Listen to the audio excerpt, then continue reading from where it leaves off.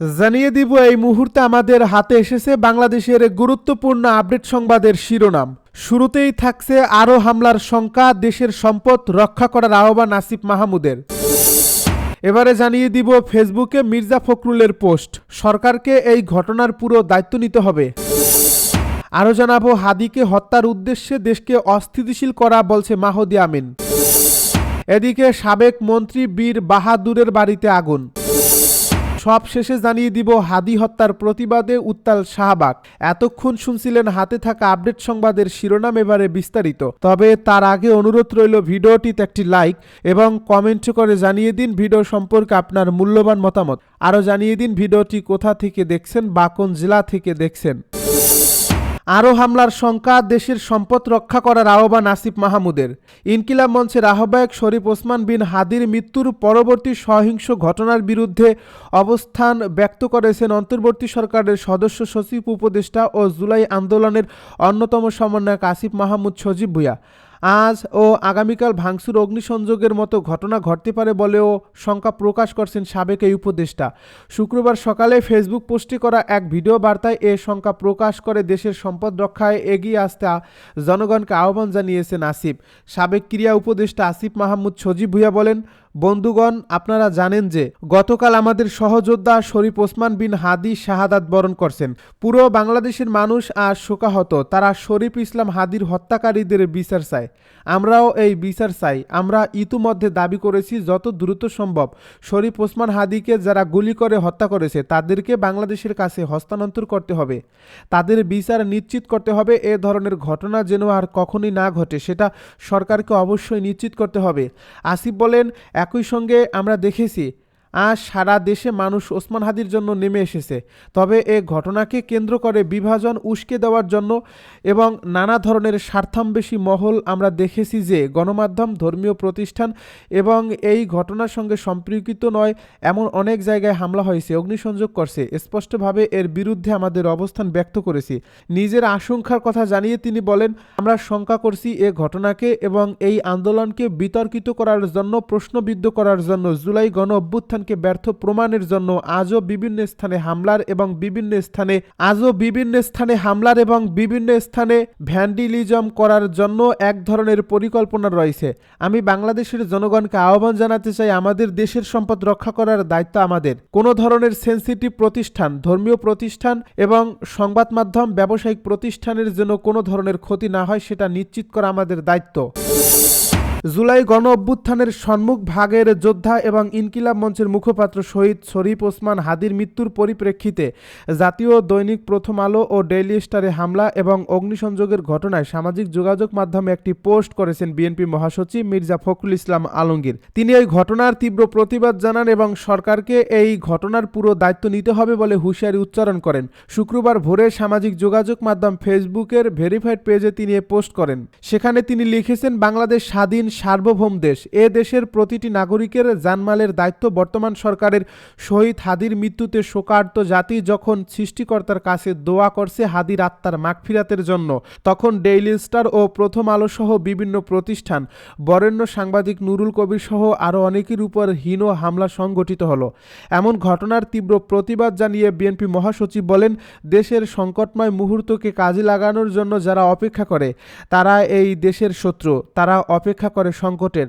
আজ এই দুঃখ ভারাক্রান্ত মুহূর্তকে এরা ধ্বংসাত্মক কাজে রূপান্তর করলো। আমি এই সন্ত্রাসের তীব্র প্রতিবাদ জানাচ্ছি। সরকারকে এ ঘটনার পুরো দায়িত্ব নিতে হবে। প্রায় 1 বছরের বেশি সময়কাল ধরে বিভিন্ন মব সন্ত্রাস পুরো জাতিকে বিভক্ত করেছে। উল্লেখ করে তিনি আরও বলেন, হাদি নির্বাচনে প্রার্থী ছিল, জনগণের দরজায় গিয়েছিল, নির্বাচন হবে। বাংলাদেশে একটি গণতান্ত্রিক জনগণের সরকার প্রতিষ্ঠিত হবে ইনশাল্লাহ। হাদি আততায়ীর বিচার এবং প্রতিটি মব সন্ত্রাসের বিচার করতে হবে। স্বৈরাচারী আওয়ামী সরকারের পতনের পরে সরকারের প্রথম ও প্রধান দায়িত্ব জাতিকে ঐক্যবদ্ধ করে গণতান্ত্রিক, স্থিতিশীল এবং অন্তর্ভুক্তিমূলক সমাজ গঠন করা। আমরা সকল পক্ষকে দায়িত্বশীলতার সঙ্গে ঐক্যবদ্ধ হয়ে কাজ করতে আহ্বান জানাচ্ছি। অনতিবিলম্বে সরকারকে ব্যবস্থা নিতে হবে। হাদিকে হত্যার উদ্দেশ্যেই দেশকে অস্থিতিশীল করা বলছে মাহদি আমিন। বিএনপির ভারপ্রাপ্ত চেয়ারম্যান তারেক রহমানের উপদেষ্টা মাহদি আমিন বলেছেন, শহীদ ওসমান হাদির সঙ্গে কারোর ব্যক্তিগত শত্রুতা ছিল না, তাকে হত্যার মূল উদ্দেশ্য দেশকে অস্থিতিশীল করা। শুক্রবার সকালে নিজের ভেরিফাইড ফেসবুক পোস্টে তিনি এ মন্তব্য করেন। মাহদি আমিন বলেন, যারা মৃত্যুর সংবাদের সঙ্গে সঙ্গে জ্বালাও পোড়াও শুরু করছে এবং অরাজক পরিস্থিতি সৃষ্টি করতে চাচ্ছে, তারা বুঝে বা না বুঝে কার উদ্দেশ্যে বাস্তবায়ন করছে সে প্রশ্ন এখন সবচেয়ে গুরুত্বপূর্ণ। তিনি আরও বলেন, গণমাধ্যমে হামলা, অগ্নিসংযোগ ও লুটপাট, কর্মরত সাংবাদিকদের ভবনের ভেতরে রেখে হত্যাচেষ্টা, সম্পাদক নুরুল কবিরকে হেনস্থা কিংবা বিভিন্ন স্থানে আতঙ্ক ও বিশৃঙ্খলা সৃষ্টি, এসব কর্মকাণ্ড থেকে কারা লাভবান হচ্ছে তা খতিয়ে দেখা জরুরি। খুনিদেরকে দ্রুত গ্রেপ্তার ও ন্যায় বিচারের পথে অগ্রসর না হয়ে কেন এই পরিকল্পিত ধ্বংসযজ্ঞ চালানো হচ্ছে সেই প্রশ্নও তোলেন তিনি।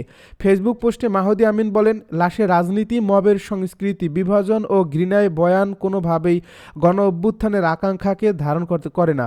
এই সংকটময় মুহূর্তে সাহসী উদ্ধার কাজ পরিচালনার জন্য ফায়ার সার্ভিস ও সেনাবাহিনীকে তিনি ধন্যবাদ জানান। সরকারকে এই ঘটনার পুরো দায়িত্ব নিতে হবে। সাবেক মন্ত্রী বীর বাহাদুরের বাড়িতে আগুন। ওসমান হাদির মৃত্যুর ঘটনায় বান্দরবানে গভীর রাতে বিক্ষোভ মিছিল করেছে ছাত্র জনতা। এ সময় বিক্ষুব্ধরা রাজার মাঠ এলাকায় পার্বত্য চট্টগ্রাম বিষয়ক সাবেক মন্ত্রী বীর বাহাদুর উইসিংয়ের বাসভবনে অগ্নিসংযোগ করে। বৃহস্পতিবার রাত 1:15টার দিকে ঘটনা ঘটে। স্থানীয়রা জানান, ইনকিলাব মঞ্চের মুখপাত্র শরীফ ওসমান হাদি সিঙ্গাপুর জেনারেল হাসপাতালে চিকিৎসাধীন অবস্থায় মৃত্যুবরণ করার পর ক্ষুব্ধ ছাত্র জনতা গভীর রাতে বান্দরবান জেলা শহরে বিক্ষোভ মিছিল বের করে। এই মিছিলটি বাজার এলাকা থেকে মধ্যম পাড়া অতিক্রম করে রাজার মাঠ এলাকায় পৌঁছালে বিক্ষোভকারীরা পার্বত্য চট্টগ্রাম বিষয়ক সাবেক মন্ত্রী বীর বাহাদুর উইসিংয়ের বাসভবনে অগ্নিসংযোগ করে। এ সময় বিক্ষুব্ধ ছাত্র জনতা হাদির মৃত্যুর জন্য বীর বাহাদুর উইসিংকে দায়ী করে তার গ্রেপ্তারের দাবিতে বিভিন্ন স্লোগান দেয়। পরে বিক্ষোভকারীরা বান্দরবান বাজারের ট্রাফিক মোড়ে গিয়ে সংক্ষিপ্ত সমাবেশ করে। অগ্নিসংযোগকারীদের খবর পেয়ে সেনাবাহিনী, পুলিশ ও ফায়ার সার্ভিসের কর্মীরা ঘটনাস্থলে পৌঁছে দীর্ঘ প্রচেষ্টার পর আগুন নিয়ন্ত্রণে আনেন। অগ্নিকাণ্ডে সাবেক মন্ত্রীর বাসভবনের অধিকাংশ অংশ পুড়ে গেছে। ফায়ার সার্ভিসের senior station officer Iftekhar Uddin বলেন, আগুন লাগার খবর পেয়ে গভীর রাতে একটি ইউনিট ঘটনাস্থলে গিয়ে দীর্ঘ সময়ের চেষ্টা আগুন নিয়ন্ত্রণে আনতে সক্ষম হয়, তবে ক্ষয়ক্ষতির পরিমাণ এখনও নির্ধারণ করা যায়নি। হাদি হত্যার প্রতিবাদে উত্তাল শাহবাগ। ইনকিলাব মঞ্চের মুখপাত্র শরীফ ওসমান হাদি গুলিবিদ্ধ হয়ে নিহত হওয়ার ঘটনায় ক্ষোভে ফেটে পড়ছে ছাত্র জনতা।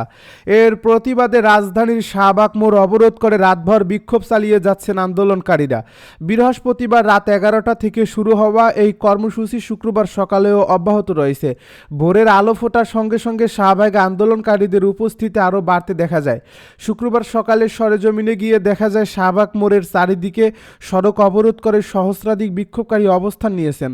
রাতভর অবস্থানের কারণে ভোরের দিকে উপস্থিতি কিছুটা কম থাকলেও সকাল 7টার পর বিভিন্ন এলাকা থেকে মিছিল নিয়ে ছাত্র জনতা যোগ দিতে শুরু করলে জনসমাগম ক্রমে বাড়তে থাকে। বিক্ষোভকারীদের